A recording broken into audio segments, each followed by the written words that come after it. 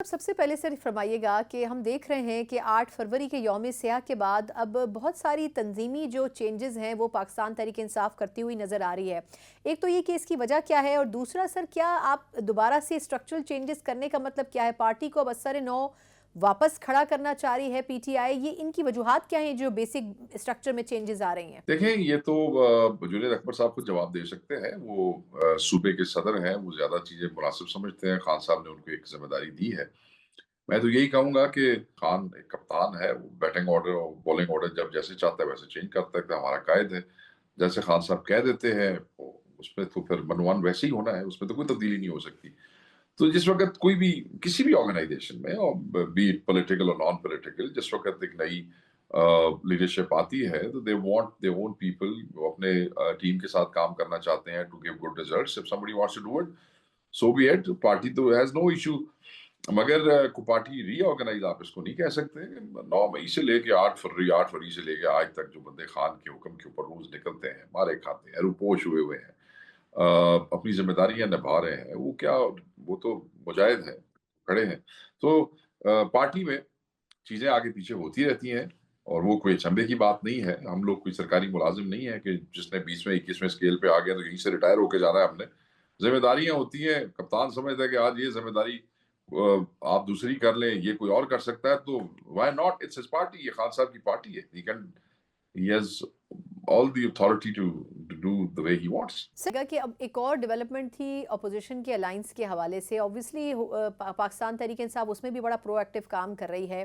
اب یہ بھی ایک اچیومنٹ ہے کہ مولانا فضل الرحمان صاحب کو بھی، شاہد خاقان صاحب جیسی شخصیات کو بھی آپ لوگوں نے ایک پیج پہ لے کے آ گئے ہیں، اور ماشاءاللہ سے ان کو تو آپ لوگ اسٹیئرنگ کمیٹی کا آپ لوگوں نے سربراہ بھی بنا دیا ہے۔ تو یہ فرمائے گا کہ اب اس الائنس کا فردر لاہ عمل کیا ہوگا؟ کیونکہ جے یو آئی فے ابھی تک اس نے اپنا کوئی کلیئر سٹانس نہیں دیا کہ وہ آپ کے ساتھ مکمل کھڑے ہیں، یا ابھی بھی، کیونکہ ان سے ابھی بھی حکومت کے لوگ ملاقاتیں کر رہے ہیں۔ آپ لوگوں کی میٹنگ کے کچھ ہی گھنٹوں کے بعد شہباز شریف صاحب ان کے گھر پہنچ گئے تھے ملنے کے لیے، تو پریشر تو دونوں طرف سے ان کے اوپر پڑ رہا ہے۔ دیکھیں، میں تو صرف یہ کہوں گا، آپ نے دیکھا اور آپ نے کہا کہ پرائم منسٹر جو ہے وہ مولانا کے پاس پہنچے۔ ہمارا جو اتفاق کے بعد ایک اعلامیہ ہوا تھا جس میں فریش الیکشنز کا اناؤنس کیا گیا، اور فریش الیکشن کا ایکچولی ڈیمانڈ کیا گیا، تو اس ڈیمانڈ کے بعد حکومتی سبھوں میں اس طرح کھلبلی مچی کہ وزیر اعظم جو ہے وہ گلدستہ لے کے پہنچ گئے وہاں پہ پھولوں کا، اور ساتھ ان کے وہ تارڑ اور وہ احسن اقبال اور وہ سارے موجود تھے۔ تو میں یہ سمجھتا ہوں کہ صرف اتفاق سے جو سب بیٹھے اور پھر اتفاق ہوا کہ ایک اعلامیہ جاری کیا جائے، اس کے بعد ان میں اتنی فرسٹریشن اور اتنی انیزینس کریٹ ہو گئی ہے۔ تو اگر جس وقت یہ اتفاق ایک باقاعدہ طور پہ اتحاد میں تبدیل ہو جائے گا، جو کہ انشاءاللہ جلد ہونے والا ہے، تو پھر آپ سمجھ سکتی ہیں کہ اس سے کیا ہوگا۔ دیکھیں، ایک ہی ایجنڈا ہے، اور وہ یہی ہے کہ نئے الیکشن ہونے چاہیے۔ عمران خان صاحب اس اتفاق اور یہ جو اپوزیشن کی جماعتوں کا جو ایک الائنس ہے جس کی طرف ہم بڑھ رہے ہیں، اس گرینڈ الائنس کی فارمیشن سے اور اس کی طرف اپروچ کرنے سے پہلے بارہا پچھلے 1 ڈیڑھ سال میں کہہ چکے ہیں، 2 سے 3 دفعہ تو مجھے یاد ہے خان صاحب نے باقاعدہ میڈیا سے بھی کہا کہ آئی نیڈ فریش الیکشن۔ تو یہ اسی ایجنڈے پہ کام کریں گے سارے، اور جب یہ اتفاق اتحاد کے اندر فارمل شکل اختیار کرے گا، بھی اور بہت سی پارٹیوں سے ہم رابطے میں ہے، جب وہ شیپ اپ ہو جائے گا تو پھر آپ دیکھیے گا کہ یہ تحریکیں جس وقت آن گراؤنڈ موو کریں گی تو یہ حکومت جو ہے یہ زیادہ دیر ٹک نہیں سکے گی یہاں پہ۔ they'll have to go۔ سر یہ تو ویسے ان کے جو ایک اسٹریس ہے وہ تو محسوس ہو رہی تھی، جس طرح شہباز شریف صاحب ودن نو ٹائم 24 آورز کے اندر ہی ان کے گھر چلے گئے تھے، تو محسوس ان کو بھی ہو رہا تھا۔ لیکن سر اب یہ جو جے یو آئی فے ہے، انہوں نے بھی آپ کو ایک کلیئر یس اور نو تو نہیں کہا، مطلب انگیج تو انہوں نے کیا ہوا ہے آپ کو بھی اور آپ نے بھی ان کو، لیکن وہ بھی کھل کر اپوزیشن الائنس میں ہونے کی تصدیق نہیں کر رہے ہیں۔ تو کیا ہی بہتر ہو کہ آپ ان کو بھی اس چیز میں لانے کے بعد ایک کھل کر ایک الائنس اناؤنس کر سکیں، وہ کب تک ہوگا؟ جی جی جی اگر آپ کو یاد ہو کہ یہ جس اعلامیے کی میں بات کر رہا ہوں، جی جی اور یہ اتفاق کے بعد جو ہے اس کو خاقان عباسی صاحب نے وہاں پہ پڑھا، تو اس میں جے یو آئی ایف والے بھی شامل تھے، اور یہ اس اتفاق کا حصہ ہے، وہ تو اس سے باہر نہیں تھے۔ میں نے کہا نا کہ پہلے بھی 1 2 دفعہ میں نے کہا کہ وہ کچھ 26ویں ترمیم کے بعد کوئی ایسا تعطل آیا بیچ میں انگیجمنٹ میں کہ جس کی وجہ سے بیڈ ٹیسٹ ڈیولپ ہوا، اس کے لیے ایک سب کمیٹی بنا دی انہوں نے، اسد کیسر پہ اور اس پہ کامران مرتضیٰ پہ۔ So they are approaching, that's step forward, but still وہ اس پہ کنسنسس ہوا اور اس کے بعد وہ اعلامیہ جاری ہوا. میں یہ سمجھتا ہوں یہ بھی ایک اسٹیپ فارورڈ ہے. اور I don't know why people think کہ چیزیں جو ہے نا فوری وہ اس طرف دوڑ پڑیں. چیزیں جو ہیں وہ بہتر ہو رہی ہیں, مضبوط ہو رہی ہیں اور رابطے بڑھ رہے ہیں, باقی جماعتوں کو بھی شامل کر رہے ہیں. Soon you will C a big جو ہے ایک گریٹ قسم کا گرینڈ قسم کا الائنس ہوگا اپوزیشن پارٹیز کا آپ کے سامنے.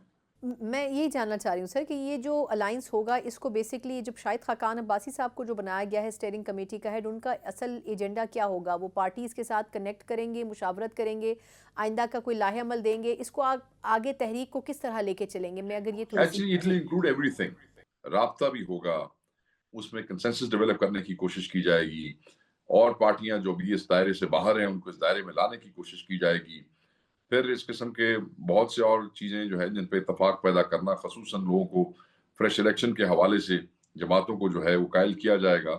اینڈ دین الٹیمیٹلی اگر کوئی یہ الائنس فیصلہ کرتا ہے کہ کوئی تحریک چلانی ہے, آن گراؤنڈ موو کرنا ہے, تو obviously اس کے حوالے سے بھی یہ تمام کمیٹیاں اہم کردار ادا کریں گی. جی اچھا, اب تھوڑا سا سر میں آپ کی موجودگی کا فائدہ اٹھاتے ہوئے, اب یہ جو اکانومی کے اوپر بڑے شادیانے بج رہے ہیں کہ آئی ایم ایف نے شاباشی دی ہے اس وقت کی حکومت کو. آج بڑے عرصے بعد ہم نے میاں نواز شریف صاحب کو بھی دیکھا کہ وہ ایم پی ایز وغیرہ سے مل کے انہوں نے شہباز شریف صاحب کی پرفارمنس کی تعریف کی. آپ کو لگتا ہے کہ یہ آئی ایم ایف کے زور کے اوپر ہی پالیسیز اور جو چینجز ہیں وہ کیوں کرنے کی ضرورت محسوس کی جاتی ہے؟ مطلب جن پالیسیز کے اوپر وہ کام کرنے کی بات کرتے ہیں وہ تو ویسے بھی کسی ملک کو کرنی چاہیے. تو آپ کو کیا لگتا ہے کہ یہ بحالت مجبوری یہ تمام مطالبات مانے گئے اور چلیں اس کے اوپر عمل درآمد تو ہوا, لیکن اس کو پازیٹیو اپروچ کے ساتھ دیکھنا چاہیے, یا آپ کو لگتا ہے کہ اس کے علاوہ گورنمنٹ کے پاس کوئی آپشن بھی نہیں تھا؟ نہیں, میں تو اس کو بالکل پازیٹیو اس سے نہیں دیکھتا. اور آپشنز کی بات تو یہ ہوتی ہے کہ جب آپ اس مینڈیٹ پہ ڈاکہ مار رہے تھے اور آپ نے آ کے جو تقریریں کی تھی وہ تو یہی تھی کہ you will fix these things. I M F is always an option. وہ تو سب حکومتوں کے پاس ہوتا ہے, وہ تو سب کے لیے آپشن ہوتا ہے. ہمارے پاس بھی تھا, ان کے پاس بھی, اس سے پہلے بھی تھا. یہ کون سا کوئی پاکستان میں آئی ایم ایف کا پہلا پروگرام ہے جس کے اوپر اتنا کمال دکھا رہے ہیں؟ بات یہ ہے شاباشی دینے کی بجائے کوئی تھوڑا سا افسوس کرنا چاہیے تھا ان کو. افسوس اس بات کا کہ پچھلے سال ڈیڑھ کے دوران 1.8 ملین لوگ پاکستان چھوڑ گئے ہیں. اور کیوں چھوڑ گئے ہیں؟ وہ روزگار کی تلاش میں چھوڑ گئے ہیں, جاب اپرچونٹیز نہیں ہے, یہاں پیسے نہیں ملتے ہیں, یہاں وہ اپنے خاندانوں کو کما کے نہیں دے سک رہے ہیں. دیٹس وائی وہ چلے گئے ہیں.